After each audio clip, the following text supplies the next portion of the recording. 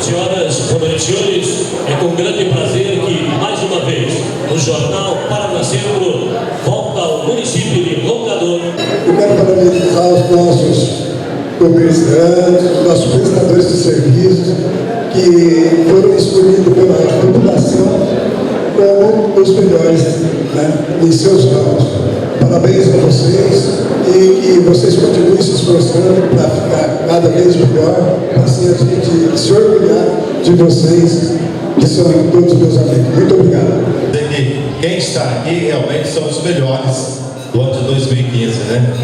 E dizer que a Rádio Municipal de Roncador, a partir da próxima semana, vai ser um prazer poder divulgar o nome de vocês e dizer que realmente vocês foram os melhores.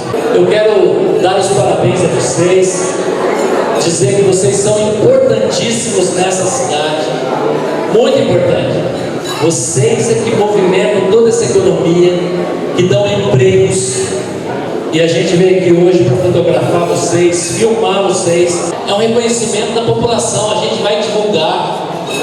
E a gente está muito feliz de estar aqui com vocês hoje. Que Deus abençoe todos nós. Feliz 2016 e que em 2017 você esteja aqui com a gente novamente. Muito obrigado.